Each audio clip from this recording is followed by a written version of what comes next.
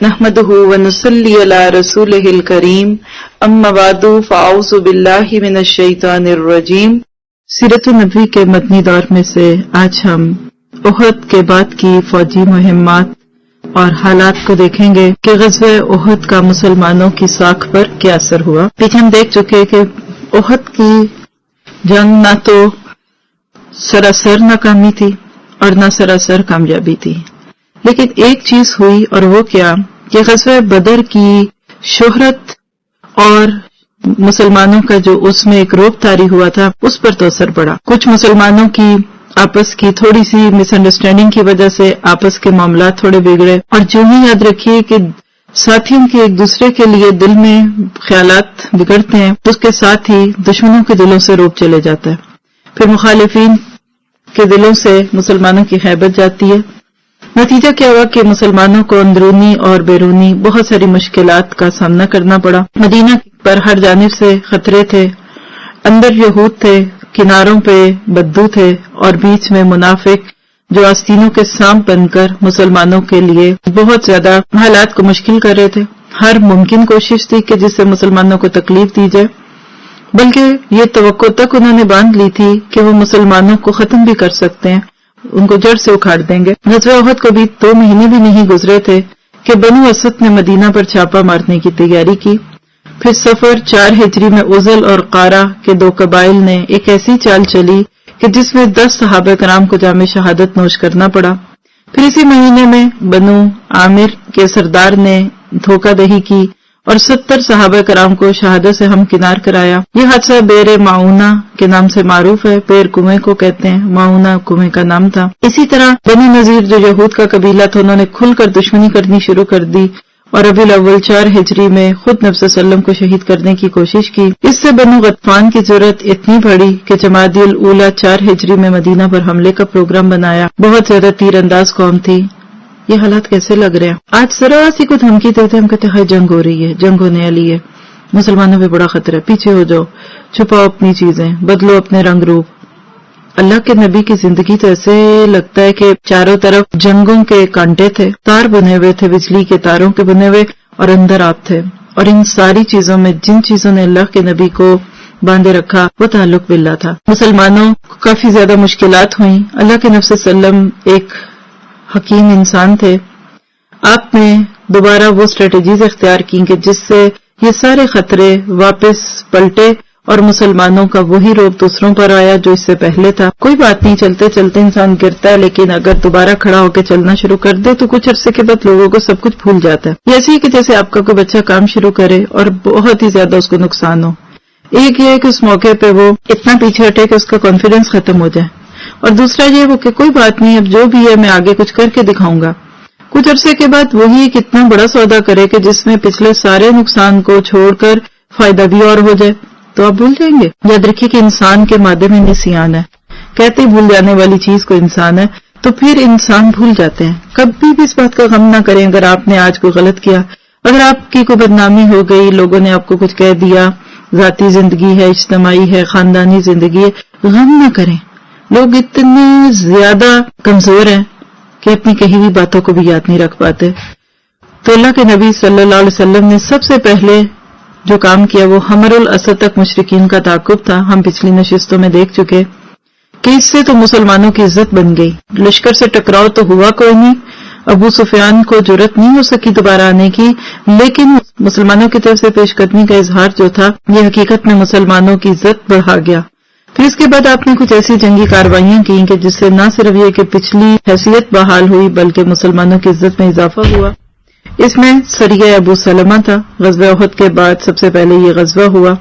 اصل میں مدینہ میں اطلاع ملی تھی کہ خویلد کے 2 بیٹے طلحہ اور سلمہ اپنی قوم اور اپنے اطاعت شاروں کو لے کر بنو اسد کو نبی صلی اللہ علیہ وسلم پر حملے کی دعوت دیتے پھر رہے ہیں۔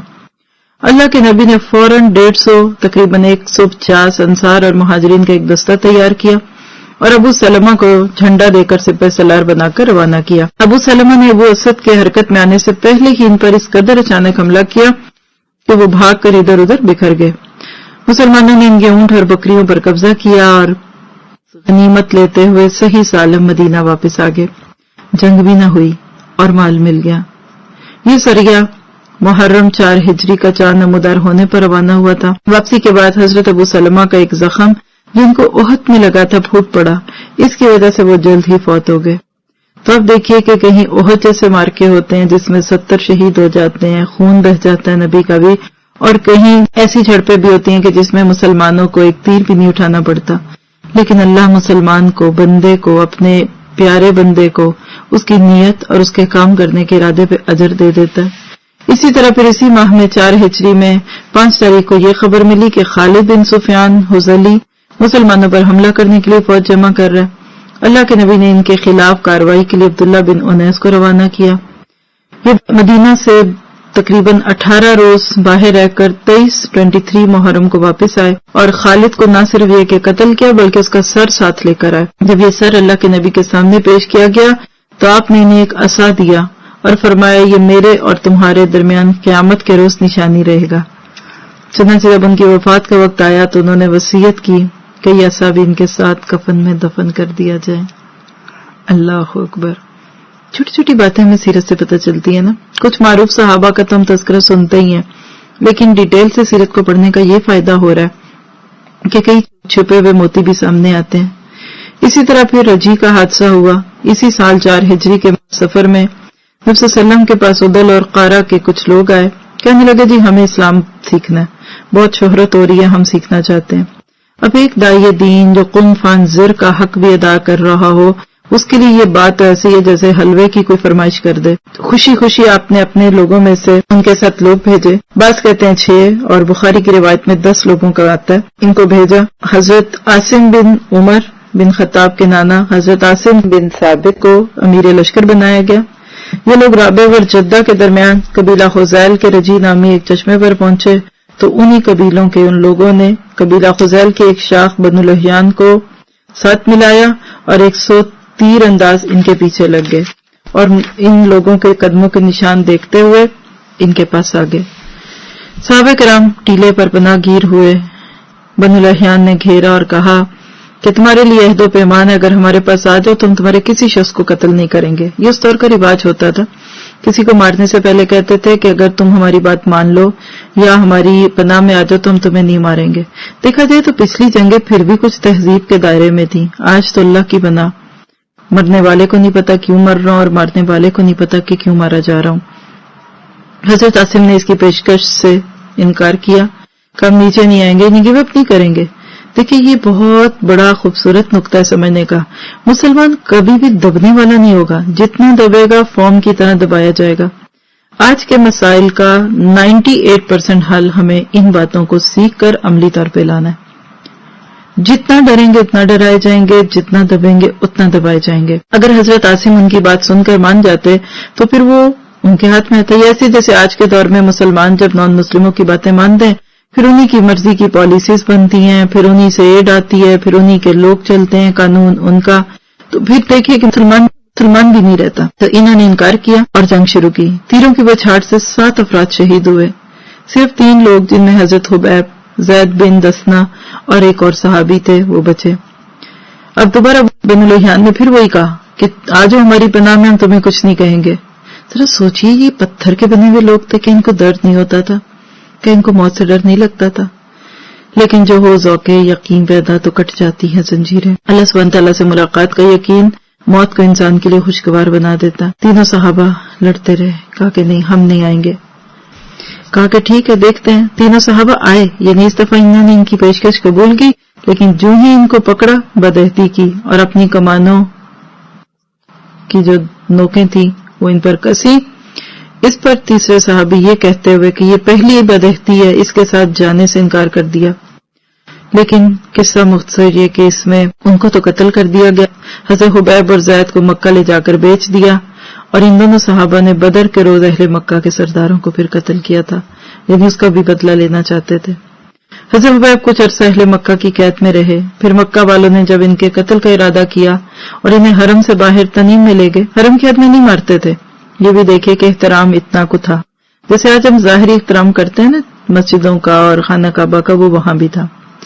باہر لائے، سولی پر چڑھانا چاہا تو کہنے لگے مجھے چھوڑ دو، ذرا 2 رکعت نماز پڑھ لوں۔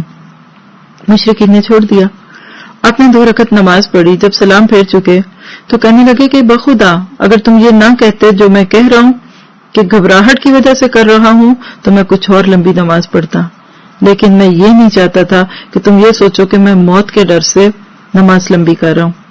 پھر انہوں نے بد دعا کی کہ اللہ تو ان کو گن لے، ان کو ایسے بکھیر کر مارنا کہ ان میں سے کسی کو نہ چھوڑ۔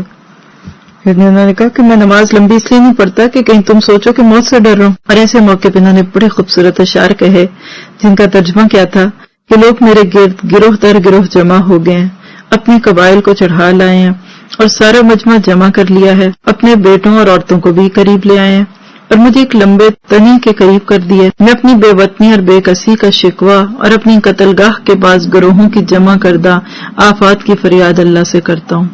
سچی ایسے وقت میں کیسے دل سے دعا نکلی ہوگی۔ کہتے ہیں عرش والے میرے خلاف دشمنوں کے جو ارادے ہیں اس پر مجھے صبر دے، انہوں نے مجھے بوٹی بوٹی کر دیا ہے اور میری خوراک بری ہو گئی ہے، انہوں نے مجھے کفر کا اختیار دیا ہے حالانکہ موت اس سے کمتر اور آسان ہے۔ میری آنکھیں آنسو کے بغیر امڑ آئیں، میں مسلمان مارا جاؤں تو مجھے پرواہ نہیں کہ اللہ کی راہ میں کس پہلو پر قتل ہوں گا، یہ تو اللہ کی ذات کے لیے ہے اور وہ چاہے تو بوٹی بوٹی کیے ہوئے اعضاء کے جوڑ جوڑ میں برکت دے۔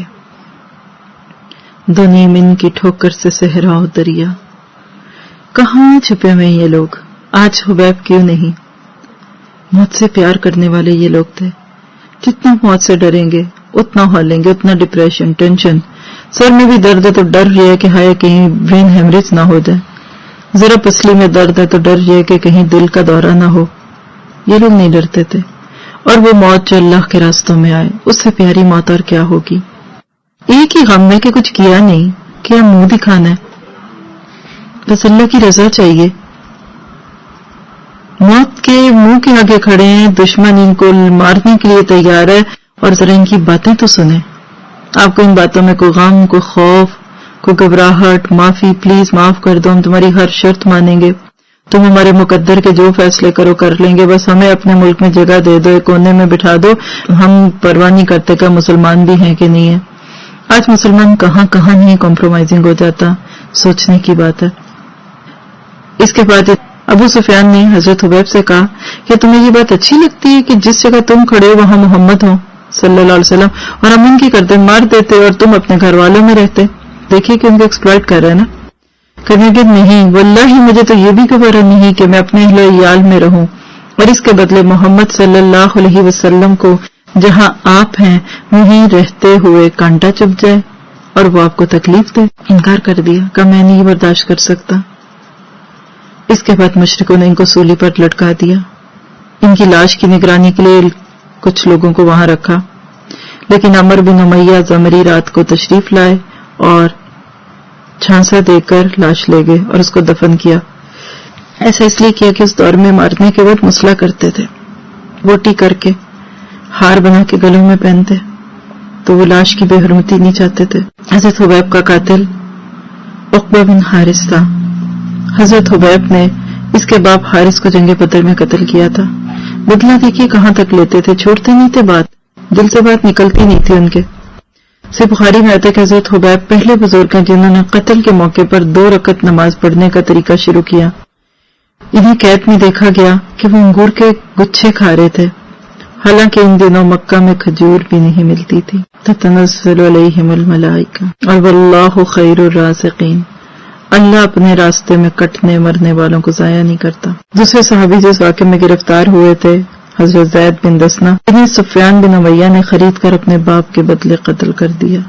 ایسے نہیں لگتا کہ ان کی آنکھوں میں خون اترا ہوتا تھا، کوئی مر جاتا تھا اس کے جب تک قاتل کو مار نہیں لیتے تھے چین نہیں پڑتا تھا۔ قریش نے بھی جس مقصد کے لیے آدمی بھیجے کہ حضرت عاصم کے جسم کا کوئی ٹکڑا لائے جسے ان کو پہچانا جا سکے، کیونکہ انہوں نے جنگ بدر میں قریش کے کسی بڑے آدمی کو قتل کیا تھا، لیکن اللہ تعالیٰ نے ان پر بھیڑوں کا جھنڈ بھیج دیا، یعنی مرنے کے بعد اللہ ایمان والے کی لاش کی، اس کی میت کی بھی حفاظت کراتا ہے، اور اس طرح سے قریش پھر ان کی لاش تک نہیں پہنچ سکے اور کچھ نہ لے سکے۔ ویسے میں حضرت عاصم نے اللہ تعالیٰ سے یہ عہد کر رکھا تھا کہ کوئی مشرک ان کو چھوئے نہ وہ کسی مشرک کو چھوئے۔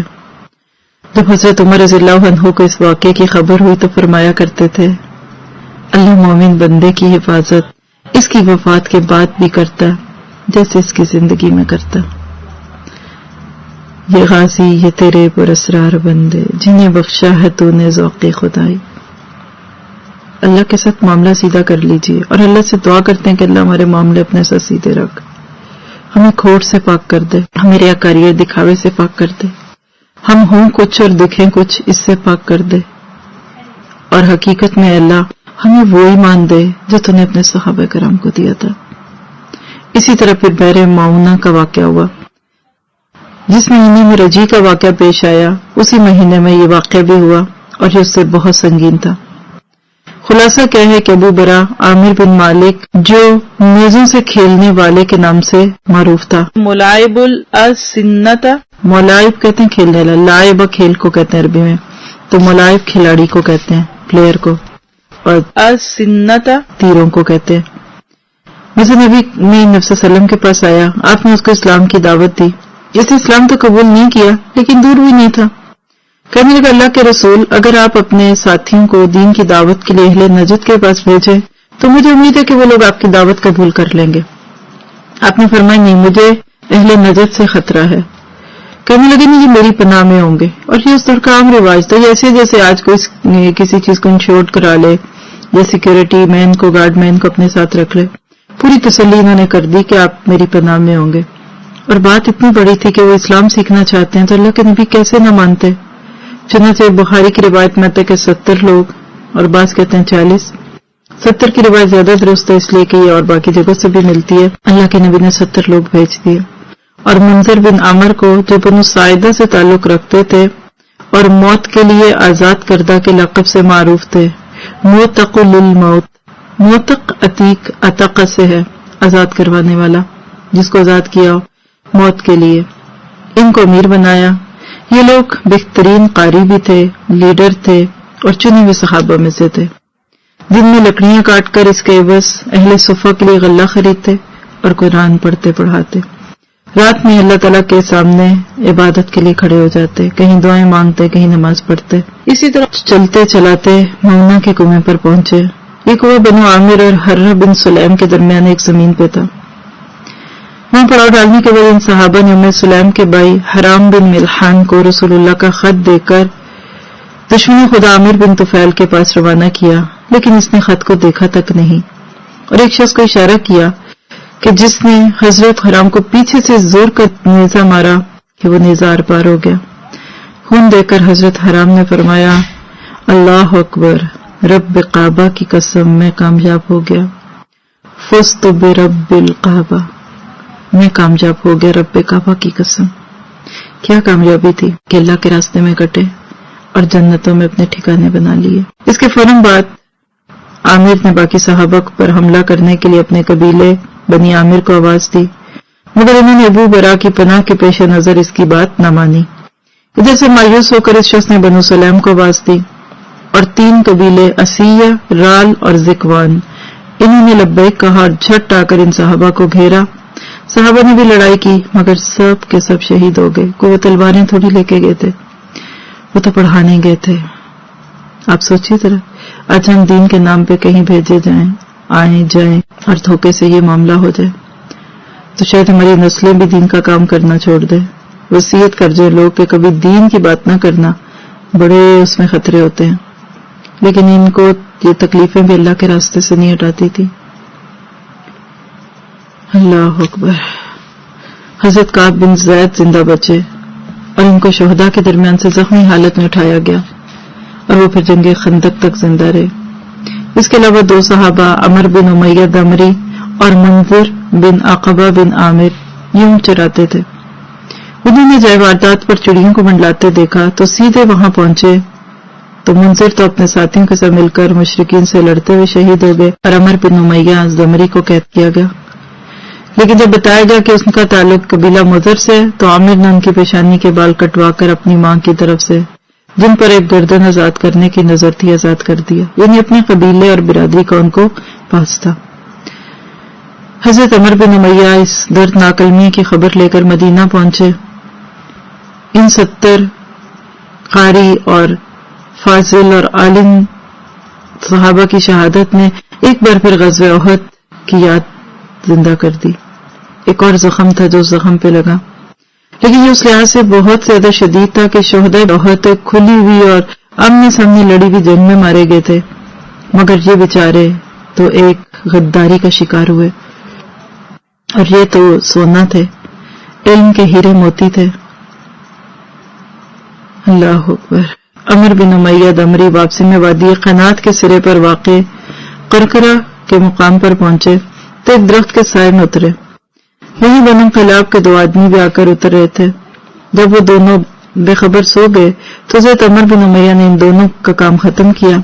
ان کا خیال تھا کہ اپنے ساتھیوں کا بدلہ لے رہے ہیں، حالانکہ ان دونوں کے پاس رسول اللہ کی طرف سے عہد تھا، لیکن حضرت عمر نہیں جانتے تھے۔ جب مدینہ آ کر انہوں نے اللہ کے نبی کو اپنی اس کارروائی کی خبر دی تو آپ نے فرمایا، تم نے اسے 2 آدمیوں کو قتل کیا جن کی دیت مجھے لازمت ادا کرنی ہے۔ اس کے بعد آپ مسلمان اور ان کے خلفاء یہود سے دیت جمع کرنے میں مشغول ہوئے، اور غزوہ بنو نذیر کا سبب یہی واقعہ ہوا تھا، ایک مس انڈرسٹینڈنگ تھی۔ چند دن گزرے تھے معونہ اور اجی کے ان واقعات کو، اللہ کے نبی دکھی تھے، غمزدہ تھے کہ جن قوموں اور قبیلوں نے ان صحابہ کرام کے ساتھ غدر اور قتل کا یہ سلوک کیا، آپ نے ان پر 1 مہینے تک بد دعا فرمائی۔ صحیح بخاری میں حضرت انس سے روایت ہے کہ جن لوگوں نے آپ کے صحابہ کو بیر معونہ پر شہید کیا، آپ نے ان کے لیے 30 دن تک بد دعا کی۔ آپ نماز فجر میں رعل، ذکوان، لحیان اور اسیہ پر بد دعا کرتے اور فرماتے کہ اسیہ نے اللہ اور اس کے رسول کی معصیت کی، اللہ تعالیٰ نے اس بارے میں اپنے نبی پر وحی نازل کی جو بعد میں منسوخ ہوئی، اور وہ وحی یہ تھی کہ ہماری قوم کو یہ بتلا دو کہ ہم اپنے رب سے ملے تو وہ ہم سے راضی اور ہم اس سے راضی۔ اس کے بعد رسول اللہ نے اپنا یہ قنوت ترک فرما دیا۔ یہ صحیح بخاری کی روایت ہے۔ ان کی روحوں کے ذریعے اللہ تعالیٰ نے نبی صلی اللہ علیہ وسلم کو تسلی دی کہ ٹھیک ہے آپ کو تو دکھ ہے ان کے جانے کا، لیکن وہ وہاں بڑے پیارے حال میں۔ اور حقیقت ہے کہ مرنے والے پہ صبر آ جاتا ہے جب کو اس کے بارے میں اچھا خواب دیکھ لیا جائے، ٹھارس مل جائے کہ وہ انشاءاللہ یہاں سے اچھی جگہ پہ ہوگا۔ یہ تو تھے چھوٹے چھوٹے واقعات جو احد کے بعد ہوئے، جو بہت بڑے واقعات کی دلیل بنے۔ انہی میں سے ایک واقعہ غزوہ بنو نذیر کے نام پہ معروف ہے۔ مسلمان، یہود، یہ 2 مختلف نام ہیں، کام ایک ہی تھا۔ اگر یہود دل میں غصہ نہ رکھتے تو اسلام کی عزت ان کی تھی اور اسلام کی فتح ان کی تھی، لیکن یہود اسلام اور مسلمانوں سے جلتے بھنتے تھے۔ یاد رکھیے وہ حاضر نہیں تھے، میدان میں آ کے لڑنے والے نہیں تھے۔ بزدل لوگ پھر سازشیں کرتے ہیں اور پیچھے سے لیگ پولنگ کرتے ہیں، چھپ کے کام کرتے ہیں، جنگ کی بجائے کینی اور عداوت کا مظاہرہ کرتے تھے۔ مسلمانوں کو عہد و پیمان کے باوجود اذیتیں دینے کے لیے ہیلے بہانے کرتے رہتے۔ بنو قینقاع کی جلا وطنی اور کعب بن اشرف کے قتل کا واقعہ ہم پیچھے پڑ چکے ہیں۔ اس کے بعد ان کے حوصلے ٹوٹ گئے، خوفزدہ ہو کر خاموشی اور سکون اختیار کیا، لیکن غزوہ احد کے بعد ان کی جرأت پھر پلٹی، کیونکہ ان کو لگا نہیں اب پھر مسلمان کمزور ہو گئے۔ اب کھلم کھلا دعوت اور بدعہدی پر آئے۔ مدینہ کے منافقین اور مکہ کے مشرکین سے ساز باز کی، یعنی پیٹ پیچھے سے وار کرنے والی بات تھی، جس کے نتیجے میں یہ سارے کام کرا رہے تھے۔ اس کے بعد انہوں نے کچھ ایسے حالات کر دیے نبی صلی اللہ علیہ وسلم کے معاملے میں کہ جس سے ایک بہت بڑی جنگ ہوئی۔ مسلمانوں کے خلاف مشرکین کی حمایت میں انہوں نے کام کیا۔ اللہ کے نبی یہ سب کچھ دیکھ رہے تھے لیکن صبر کیا۔ رجی اور معونہ کے حادثات کے بعد یہود کی جرأت اور بڑھ گئی۔ انہوں نے کہا چلو ایک ہی بار کام ختم کرتے ہیں اور اللہ کے نبی کو قتل کر دیتے ہیں۔ پھر کیا کیا؟ اللہ کے نبی کو دعوت دی۔ آپ اپنے چند ساتھیوں کے ساتھ یہود کے پاس گئے اور ان سے بنو کلاب کے ان 2 مقتولین کی دیت میں مدد کے لیے بات چیت کی جو عمر بن امیہ دمری سے غلطی سے قتل ہو گئے تھے، اور چونکہ میثاق کے مدینہ میں یہ بات ہو چکی تھی کہ مل جل کے ایسے معاملات کو دیکھا جائے گا تو یہ مدد ان پر واجب تھی، لیکن کہنے لگے ابو القاسم صلی اللہ علیہ وسلم ہم ایسا کریں گے، آپ یہاں تشریف رکھیں، ہم آپ کی ضرورت پوری کرتے ہیں۔ آپ ان کے گھر کی دیوار سے ٹیک لگا کے بیٹھے، ان کے وعدے کی تکمیل کا انتظار کیا۔ آپ کے ساتھ ابو بکر، عمر، علی اور صحابہ کی ایک جماعت بھی تھی۔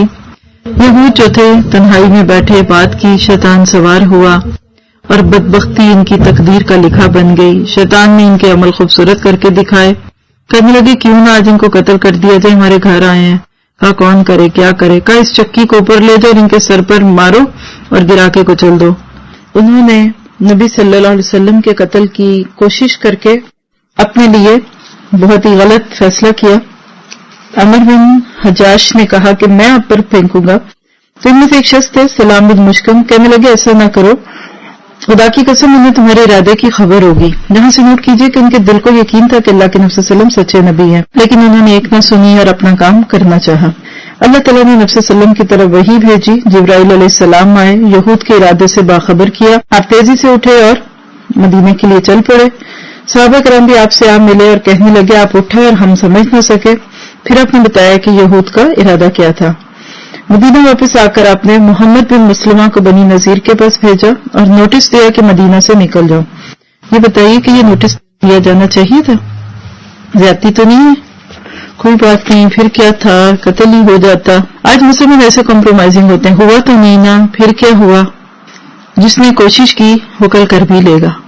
ہم بعض دفعہ ان پورے حالات کو جانے بغیر جب ایسے واقعات سنتے ہیں اور غیروں کی زبان سے سنتے ہیں تو بعض دفعہ نبی صلی اللہ علیہ وسلم ہی کے بارے میں بدگمان بھی ہونے لگتے ہیں۔ اللہ کے نبی نے نوٹس دے دیا کہ اب تم یہاں نہیں رہ سکتے، 10 دن کی مہلت ہے۔ آج جب دشمن آتے تو کیا مہلت دیتے؟ وہ تو رات کو آتے ہیں اور این سین بجا جاتے ہیں، کب نکل جاؤ۔ اس کے بعد اگر کوئی تم میں سے یہاں دکھا تو اس کی گردن ماری جائے گی۔ اب یہود کے پاس جلا وطنی کے سوا اور کچھ نہیں تھا۔ یہاں سے دیکھیے کہ تھوڑے سے مسلمان بھی ہوں، ڈسپلن ہوں اور کمٹمنٹ کو نبھانے والے ہوں، تو اس دور کے ہوں یا آج کے لوگ ہوں، وہ ان کے سامنے ٹھہر نہیں سکتے۔ نہ چاہتے ہوئے بھی ان کو جانا پڑا، تیاریاں کرتے رہے۔ لیکن عبداللہ بن ابی راس المنافقین جس کو آپ کہہ لیں، اس نے کہا فکر نہیں کرو، میں بات کرتا ہوں، بیٹھے رہو بھی، میرے پاس 2000 لوگ ہیں جو بہت زیادہ جنگ و جدل کے عادی ہیں، تمہارے ساتھ تمہارے قلعے میں داخل ہو کر تمہاری حفاظت میں جان دے دیں گے، اور اگر تمہیں نکالا گیا تو ہم بھی تمہارے ساتھ نکل جائیں گے۔ جس کو آپ کہیں کہ ان کو اتنے سست باغ دکھائے کہ ان کی بھی نیت بدل گئی۔ پھر کہنے لگے دیکھو بنو قریظہ اور بنو غطفان بھی تو تمہارے دوست ہیں، کیا وہ مدد نہیں کریں گے؟ اس سے یہود پھر کھڑے ہو گئے، کہنے لگے جی جلا وطن نہیں ہونا، ٹکر لیں گے۔ ان کے سردار تھے خوئی بن اخطب، ان کو توقع کیا تھی کہ عبداللہ بن ابی نے جو کچھ کہا ہے وہ کرے گا، اس لیے اس نے اللہ کے نبی کو جواب دیا جی ہم نہیں نکلنے والے اپنے گھر سے، آپ کو جو کرنا ہے کر لیجئے۔ اب ذرا سوچئے ذرا مسلمانوں کے حالات کیا ہوں گے۔ ابھی تو رجیع کا واقعہ بھی تازہ تھا، تاریخ کے نازک اور پیچیدہ ترین موڑ سے گزر رہے تھے مسلمان۔ ایسے موقع پر دشمنوں سے ٹکراؤ کو مناسب نہیں تھا، بہت خطرناک فیصلہ ہو سکتا ہے۔ آپ دیکھ رہے تھے کہ سارا عرب مسلمانوں کے خلاف ہے، مسلمانوں کے 2 تبلیغی وفود جو ہیں ان کو بے دردی سے قتل کیا جا چکا ہے، اور بنی نذیر کے یہود اتنے طاقتور تھے کہ ان کا ہتھیار ڈالنا آسان نہیں تھا۔ ان سے جنگ مول لینے میں بہت سارے خدشات تھے، مگر اگر آپ دیکھیں تو بحر معونہ کے المیے سے پہلے اور اس کے بعد کے حالات میں جو بھی چیز ہوئی تھی وہ یہ تھی کہ مسلمان قتل اور بدعہدی کے بارے میں بہت زیادہ حساس ہو گئے تھے۔ ان کے دلوں میں ایسے کام کرنے والوں کے خلاف جذبہ بہت بڑھتا گیا کہ ہم انتقام لیں گے۔ اس لیے انہوں نے کہا کہ چونکہ بنو نذیر نے اللہ کے نبی کے قتل کا ارادہ کیا تو ہم تو ان سے لڑیں گے۔ بے خطر کود بڑا، آتش نمرود میں عشق، وہاں آتش نمرود تھی، یہاں دشمنوں سے لڑنا تھا۔ کہا جو ہوگا دیکھیں گے۔ پھر اللہ کے نبی کو جب خوئی بن اخطب کا جواب ملا، آپ نے اور صحابہ کرام نے کہا اللہ اکبر اور لڑائی کے لیے کھڑے ہوئے۔ ابن ام مکتوم کو مدینہ کا انتظام سونپا اور بنی نذیر کی طرف چل پڑے۔ حضرت علی کے ہاتھ میں جھنڈا تھا۔ بنی نذیر کے علاقے میں پہنچ کر آپ نے ان کا محاصرہ کر لیا۔ جو انہوں نے آپ کے آنے کی سنی، مقابلہ کرنے کی بجائے، سامنے آنے کی بجائے اپنے قلعوں اور گھڑیوں میں چھپ گئے۔ قلعہ اندر سے بند کر لیا اور دیواروں پر سے تیر اور پتھر برساتے رہے۔ کھجور کے باغات کی باڑ بنی ہوئی تھی ان کے قلعوں کے باہر۔ اب یہ ان کے لیے ایک قسم کی پروٹیکشن تھی۔ اللہ تعالیٰ نے حکم دیا نبی صلی اللہ علیہ وسلم کو کہ ان درختوں کو کاٹ دیجیے۔ آپ نے درختوں کو کاٹ کر جلا دیا۔ اسی کے بارے میں حضرت حسان کہا کرتے تھے بنی لوئی کے سرداروں کے لیے یہ بات معمولی تھی کہ بویرہ میں آگ کے شعلے بلند ہوں۔ بویرہ بنو نذیر کے نخلستان کا نام تھا، اور اسی کے بارے میں اللہ تعالیٰ نے بھی سورۃ الحشر میں فرمایا، آیت نمبر 5 میں، ما قطعتم من لینۃ او ترکتموها قائمۃ علی اصولها فبإذن اللہ ولیخزی الفاسقین۔ تم نے کھجور کے جو درخت کاٹے یا جنہیں اپنے پتنوں پر کھڑا رہنے دیا، وہ سب اللہ ہی کے اذن سے تھا، اور ایسا اس لیے کیا گیا تاکہ اللہ ان فاسقوں کو رسوا کرے۔ بہرحال محاصرہ کیا گیا۔ بنو قریظہ نے ان کی کوئی مدد نہ کی، الگ رہے۔ عبداللہ بن ابی صرف مسلمانوں کے ساتھ ہی قائم نہیں تھا، اس نے ان سے بھی خیانت کی۔ اسی طرح ان کے دوست قبیلے کے لوگ بنو غطفان سے بھی نہ آئے، کوئی مدد نہ ملی۔ اس پر اللہ تعالیٰ نے ان کی مثال اسی صورت میں دی، سورۃ حشر آیت 16 میں کمثل الشیطان اذ قال للانسان اکفر فلما کفر قال انی بریء منک، جیسے شیطان انسان سے کہتا ہے کفر کرو، اور جب وہ کفر کر بیٹھتا ہے تو شیطان کہتا ہے کہ میں تم سے بری ہوں۔ یہی ہے نا دشمن، کسی وقت میں بھی ساتھ نہیں ہوتا اور قیامت کے دن بھی یہی کچھ کرے گا۔ بہرحال کچھ زیادہ دن محاصرے میں نہیں گزرے تھے، تقریباً 6 رات، بعض کہتے ہیں 15 راتوں تک مسلمان ادھر رہے۔ اللہ نے ان کے دلوں میں روک ڈالا، ان کے حوصلے ٹوٹے اور ہتھیار ڈالنے پر تیار ہو گئے۔ کہنے لگے جی ہم مدینہ سے نکلنے کو تیار ہیں۔ آپ نے کہا اچھا جاؤ نکل جاؤ، یہاں بھی پکڑ سکتے تھے نا، نہیں آؤ اب تمہیں مارتے ہیں۔ اگر مسلمان خون کے پیاسے ہوتے اور اس طرح کے کام کر کے خوش ہوتے تو آپ کہتے نہیں ہم تو ماریں گے تم کو، نہیں آپ نے کہا نہ صرف یہ کہ نکلو بلکہ اسلحے کے سوا باقی جتنا ساز و سامان اونٹوں پر لے جا سکتے ہو وہ سب لے جاؤ اور اپنے بچوں کو بھی لے جاؤ۔ بنو نذیر نے ہتھیار ڈالے، اپنے ہاتھوں اپنے مکانات اجاڑے، دروازے کھڑکیاں تک بھی لے جانا چاہا، چھت کی کڑیاں اور دیواروں کی کھونٹیاں تک لے لی، عورتوں بچوں کو سوار کیا اور 600 اونٹوں پر سامان لاد کر چل پڑے۔ بہت سارے یہود جو ان کے سردار تھے، خوئی بن اخطب، سلام بن ابی الحقیق، یہ خیبر کی طرف چلے گئے، کچھ لوگ ملک شام گئے۔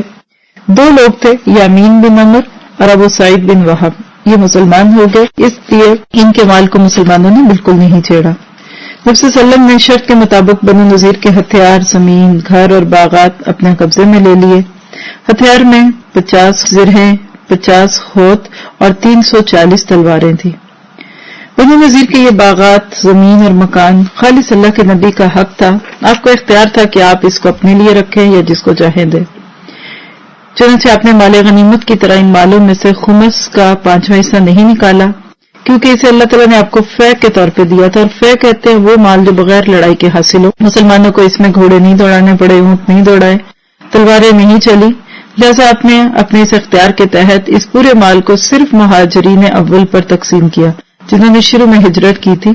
2 انصاری صحابہ تھے، ابو دجانہ اور سہل بن حنیف، ان کی غربت کے سبب ان کو بھی کچھ دیا گیا۔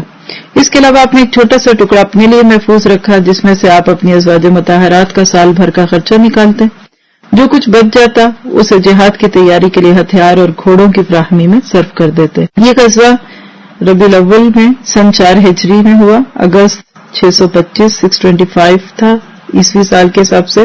سورۃ حشر میں اس واقعے کے بارے میں اللہ تعالیٰ نے یہود کے نکلنے کا منظر اس طرح پیش کیا کہ جیسے کہ واقعی کوئی ہر آخری چیز لے جانا چاہے۔ اس میں اللہ تعالیٰ نے مہاجر اور انصار کی تعریف بھی کی اور یہ تک بتایا کہ اگر جنگ کی ضرورت ہو تو پھر درخت بھی کاٹے جا سکتے ہیں، آگ بھی لگائی جا سکتی ہے۔ ایسا کرنا فساد فی الارض میں نہیں آئے گا، کیونکہ انسانوں کو بچانا درختوں کو بچانے سے زیادہ بڑا ہے۔ پھر اسی طرح اس سورت کے آخر میں اللہ تعالیٰ نے یا ایھا الذین آمنوا اتقوا اللہ ولتنظر نفس ما قدمت لغد والی بہت ہی پیاری آیات ہے۔ یہ آخری آیت کو رات کو پڑھنے کی بھی ملتی ہے تاکہ فجر اور مغرب کے بعد بھی آپ پڑھتے تھے، تو اس سے بتا دیا کہ عقیدہ آخرت مضبوط ہوتا ہے تو پھر اس طرح کے تمام معاملات انسان دل کی خوشی سے مانگتا ہے۔ حضرت ابن عباس سورت حشر کے بارے میں کہا کرتے تھے کہ یہ سورت بنی نذیر بھی ہے، کیونکہ اس میں غزوہ بنو نذیر کا پورا قصہ آ جاتا ہے۔ تو آپ ذرا ان حالات پہ غور کر کے دیکھ لیجئے، آپ کو اسلام کا مزاج بہت اچھی طرح سمجھ آئے گا۔ اور مسلمان جب اپنی اصل شکل میں ہوتے ہیں تو دشمن اس سے ڈرتا ہے، جب مسلمان نقلی ہو جاتے ہیں تو وہ دشمن سے ڈرتے ہیں۔ چھوٹی سی مثال دوں گی آپ کو اس کی، اور وہ کیا کہ ایک شیر ہے جو جنگل میں ہے، اصلی شیر ہے، لوگ اس کا نام سن کے بھی ڈرنے لگتے ہیں، خوف کھاتے ہیں۔ لیکن ایک شیر ہے جو سرکس کا ہے، لوگ اس کو خود دیکھنے کے لیے پیسے خرچ کرتے ہیں، ٹکٹ لیتے ہیں۔ فرق کس بات کا ہے؟ فرق ہے اصلی اور نقلی کا۔ بالکل اسی طرح جب مسلمان اصلی مسلمان ہوتا ہے تو وہ جنگل کے شیر کی طرح غراتا ہے اور لوگ کانپتے ہیں، اور جب مسلمان نقلی شیر بن کے دوسروں کے اشاروں پہ ناچتا ہے، ان کی پالیسیز وہاں بنے، وہ ان کے رولز کو فالو کرے، تو پھر اللہ تعالیٰ سے مسلمانوں کو فروغ کو دل سے نکال دیتا ہے۔ اور ان تمام اوپر نیچے کی جنگوں میں جہاں صحابہ کرام اصحاب شکن جنگ لڑ رہے تھے، وہیں دوسری طرف تو دیکھیے تو مسلمانوں کا روب بھی تو جا رہا تھا۔ مجھے ایسے لگتا ہے ایک صرف تقابل کے لیے، کوئی ضروری نہیں کہ صحیح بات بھی ہو، لیکن صرف ہم بات سمجھ سکتے ہیں کہ اب دیکھیے کہ اس دور کی جنگیں تھیں نا، اب جنگ آج ہمارے سامنے نہیں ہے، نہ ہم کچھ کر سکتے ہیں۔ ہمارے حالات ہمارے اس طرح کے قابو میں نہیں ہیں. لیکن اگر اب ہم آپ کو نیکی کا کام کرتے ہیں، مثال ہے کوئی مسجد ہے، اب آج کوئی ایک ایکٹیویٹی ہو رہی ہے، کل دوسری ہوگی، تیسرے دن تیسری، تو کیا ریپیٹیشن بنے گی؟ سب لوگ کھائیں گے ماشاءاللہ بہت کام ہو رہا ہے. ایک کورس ہے، کوئی دوسرا کورس ہے، ایک کلاس صبح شام کی، بچوں کی، بڑوں کی، تو ایک روپ تاری ہوتا ہے نا سوسائٹی پہ. بالکل مسلمان کام کرے، چاہے تبلیغ کا کام کرے، چاہے جہاد کا کام کرے. اصل بات یہ ہے کہ مسلمان کو اس بات کا یقین ہونا چاہیے کہ میں اللہ کے سوا کسی سے نہیں ڈرتا. لیکن جب مسلمان بے عمل ہوں، سست ہو جائیں، کھانے پینے ٹیسٹ کے پیچھے لگ جائیں، صرف ان کی زندگی کا مقصد اچھے کپڑے پہننا، اچھے کھانے کھانا ہو، تو پھر ان حالات میں دشمن سے ٹکر نہیں لینی چاہیے، اور لی بھی نہیں جاتی، ضرورت ہی نہیں ہوتی، کیونکہ اس کے لیے انسان کو اپنے قدموں پہ کھڑا ہونا پڑتا ہے. اور جو غیروں کی بھی ساکھیاں لگا کے چلتے ہیں پھر وہ یہ کام نہیں کر سکتے. ایسے لگتا ہے کہ ایک بار پھر آپریشن کلین اپ کی ضرورت ہے. ساری دنیا کا نقشہ ٹھیک ہو سکتا ہے، 3-4 سال لگیں پوری دنیا ٹھیک ہو سکتی ہے. واپس اسلام کے اصولوں پہ دنیا کو لائیے، دوبارہ وہی گولڈ اینڈ سلور سٹینڈرڈ چلیں گے، منی اس طرح ہوگی، سود ختم ہو جائے گا. ایک ایک انسان کو اس نہج پہ تربیت دی جائے جیسے اللہ کے نبی نے دی. آپ کہہ لیں کہ سیرت کے دور کو دوہرا لیں، پہلے مکی دور والا تزکیہ ہو، ان کے عقائد پختہ ہوں، ان کا عقیدہ آخرت ٹھیک ہو، اللہ اور رسول کا اصل روپ تو دکھے، پھر اس کے بعد نمازیں، پھر اس کے بعد فرائض، پھر قربانیاں، اور اس کے بعد مسلمان، پھر سیسا پلائی ہوئی دیوار. پھر دیکھیے آج یہ تو کچھ بھی نہیں ہے. آج کے دشمن کی تو گیدڑ پھپکیاں ہیں، صرف بلبلوں کی جیسی باتیں، اندر خوف ہے. خود زلزلہ پروف اور بلٹ پروف گاڑیوں میں اور بلڈنگز میں بیٹھنے والے دوسروں کے اوپر صرف اگر ایک کلک کر کے بم گرا بھی دیتے ہیں تو یہ کون سی بہادری کی بات ہے؟ یہ تو کام ایک بچہ بھی کر سکتا ہے. اصل یہ کہ سینہ تان کے دشمن کے پاس جانا، اس کے سامنے کھڑا ہونا، یہ بہت بڑی بات ہوتی ہے، اور اسی کی اصل میں ضرورت ہوتی ہے. اس غزوے سے واقعی ہم بہت کچھ سیکھ رہے ہیں. اس کے بعد ایک اور غزوہ ہوا تھا جس کو غزوہ نجد کہتے ہیں. مسلمانوں کو بنی نذیر میں کسی قربانی کے بغیر شاندار کامیابی ہوئی. اس سے مسلمانوں کا نام بلند ہوا، آپ کا اقتدار مضبوط ہوا، اور منافق بددل ہو گئے. یہ تو ہے ویسے جب آپ کام کرتے ہیں نا تو پھر جو آپ کے مخالف ہوتے ہیں نا وہ تھوڑے سے تو دب جاتے ہیں. کھل کر کچھ کرنے کی ضرورت نہیں ہو رہی تھی. اللہ کے نبی ان بدوؤں کی خبر لینے کے لیے فوکس ہوئے جنہوں نے احد کے بعد ہی سے مسلمانوں کو سخت مشکلات میں ڈالا. بدوؤں کو سمجھ لیجئے ان پڑھ لوگ تھے، لٹیرے تھے، راہزن تھے، چوریاں ڈاکے ان کا کام تھا، نہ دین کے نہ دنیا کے. اگر ان کی تربیت نہ کی جاتی یا ان کو اسلام نہ دیا جاتا اور یا پھر ان کا کام تمام نہ کیا جاتا تو مدینہ ہر وقت ایسی تھا جیسے سانپوں کی بلیں ہوں اور اندر کوئی ایک موجود ہو. اللہ کے نبی ایک ایسے لیڈر تھے کہ ہر طرف نظر رکھتے تھے. آپ نے سوچا کہ اب ان کی خبر لینی چاہیے کیونکہ یہ مسلمانوں کو ہر وقت دھمکیاں دیتے رہتے تھے، اور مسلمانوں کی طرف سے جن قرہ حضرات کو مارا گیا اس میں ان لوگوں کا ہاتھ تھا. اب ضرورت اتنی ہوئی کہ یہ کہنے لگے کہ ہم مدینے پہ حملہ کریں گے. دوسرا ایک اور ان کو خطرہ بھی تھا اسلام سے نا، اور وہ کیا کہ اسلام جو تعلیمات دے رہا ہے اس میں نہ تو چوری ہے، نہ لٹیرا پن ہے، نہ کسی کا حق مار سکتے ہیں. نتیجہ یہ کہ ہمارا تو کاروبار خراب ہوگا. بالکل آج بھی یہی مافیا ہے جو اسلام کو نافذ نہیں ہونے دیتا. دکھ کی بات ہے کہ اس مافیا میں سب سے پہلے ہمارے بڑے نام آ جاتے ہیں. کچھ بڑے بڑے کردار ایسے ہیں کہ ان کو پتہ ہے آج اسلام لگا تو آدھے بڑے حکمران اور آدھے لیڈرز اور آدھے بڑے بڑے دولت مند جو لوگ ہیں ان کے اپنے ہاتھ کٹے ہوں گے. پھر وہ کہتے چپ کر جاؤ، ابھی نہیں، ذرا میں کما لوں، ذرا میں ملک سے چلا جاؤں، پھر اسلام کو نافذ کرنا. اور پھر کرتے کرتے اس سے بھی آگے دوسرا نام آ جاتا ہے. اللہ کے نبی صلی اللہ علیہ وسلم غزوہ بنو نذیر سے فارغ ہوئے. آپ نے ان کو بھی ذرا ادب سکھانا چاہا کہ چلو بھائی چلتے ہیں. ابھی کوشش کر رہے تھے کہ آپ کو اطلاع ملی کہ بنو غطفان کے 2 قبیلے بنو محارب اور بنو سالبہ لڑائی کے لیے بدوؤں اور عرابیوں کی نفری جمع کر رہے ہیں، یعنی لوگوں کو جمع کر رہے ہیں. آپ نے اس خبر کو سن کے ڈرنے کے بجائے خود حملہ کرنے کی سوچی. نجد پر الغار کا فیصلہ کیا اور صحرائے نجد میں دور تک گئے ان کا پیچھا کرتے ہوئے. مقصد کیا تھا کہ ایسے بدوؤں کو ذرا خوب مزہ چکھایا جائے، ان کے دلوں پر اسلام کی دھاک بٹھائی جائے اور وہ کبھی مسلمانوں پر اس قسم کے حملے کرنے کی جرات نہ کر سکے. ادھر یہ سرکش بدو جو لوٹ مار کی تیاریاں کر رہے تھے، مسلمانوں کے اچانک حملے کی خبر سنی، خوفزدہ ہو گئے. دیکھیے دور سے رہ کر باتیں کرنا، دعوت دینا اور اس طرح کے کام کہنا یہ بہت آسان ہوتا ہے، لیکن اصل مشکل کب پڑتی ہے جب میدان میں آ کے لڑتا ہے.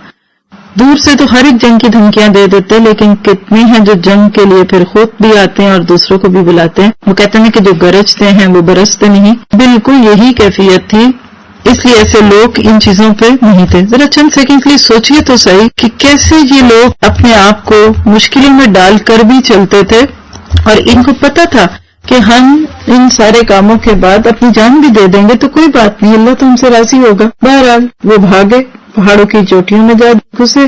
مسلمانوں نے ایسے لٹیرے قبائل پر اپنا رعب اور دبدبہ قائم کرنے کے بعد امن اور امان کے ساتھ مدینے کی راہ لی، اور بعض کہتے ہیں کہ یہ ربیع الاخر یا جمادی الاولیٰ میں 4 ہجری میں نجد کے اندر واقعہ پیش آیا۔ اسی غزوے کو غزوہ ذات الرقاع بھی کہتے ہیں کچھ لوگ۔ بہرحال اس سے کوئی ہمیں زیادہ فرق نہیں پڑتا کہ یہ ایک ہی تھا یا دوسرا تھا۔ ابو سفیان نے جو للکارا تھا کہ ہم اگلے سال بدر میں آئیں گے اور پھر یہی کام کریں گے، اب وہ وقت بھی قریب تھا کیونکہ تقریباً 1 سال ہو گیا تھا اور مسلمان ایسی چیزوں کو برداشت کر رہے تھے تو جنگی نقطہ نظر سے یہ بات مناسب نہیں تھی کہ بدو اور عراب کو ان کی سرکشی اور بغاوت پر قائم چھوڑ کر بدر جیسی زوردار جنگ میں جانے کے لیے مدینہ خالی کیا جائے، بلکہ ضروری یہ تھا کہ میدان بدر میں جس ہولناک جنگ کی توقع تھی اس کے لیے نکلنے سے پہلے ان بدوؤں کے اوپر ایسا رعب طاری کیا جائے کہ یہ مسلمانوں کی طرف نہ دیکھیں۔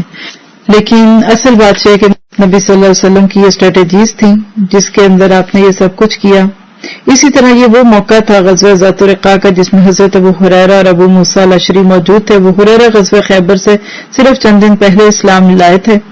پھر اس کے بعد یہ کچھ ایک قسم کے آپ کہہ لیں کہ تاریخی بحث ہے کہ وہ جنگ پہلے ہوئی تھی یا یہ ہوئی تھی، لیکن ساری باتوں کا خلاصہ ہے کہ ہمارے نبی کی زندگی حقیقت میں چیلنجز سے بھری ہوئی تھی، اور اس طرح سے مسلمان اپنے آپ کو اس جگہ محفوظ کر رہے تھے۔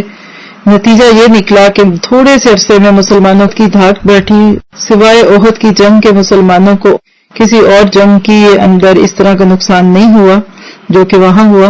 تو یہاں سے 1-2 باتیں اور بھی پتہ چلتی ہیں کہ فتح یا شکست جو ہے اس کا معاملہ کسی کے صحیح یا غلط ہونے پہ نہیں ہوتا، اللہ کے نبیوں کو فتح بھی ہوتی ہے اور شکست بھی ہوتی ہے۔ اللہ تعالیٰ سے دعا کرتے ہوئے کہ اللہ تو ہمیں حقیقت میں ان ساری چیزوں کو سن کر دین کا صحیح مزاج سمجھنے کی توفیق دے، نبی صلی اللہ علیہ وسلم سے عملی رہنمائی لینے والا بنا دے، اور آج ہم مسلمانوں کو اور جو ہمارے لیڈرز ہیں ان کو بھی وہی طریقے اختیار کرنے کی توفیق عطا فرما جن کے اوپر اللہ کے نبی صلی اللہ علیہ وسلم نے عمل کیا۔ سبحان ربک رب العزت عما یصفون وسلام علی المرسلین والحمد للہ رب العالمین۔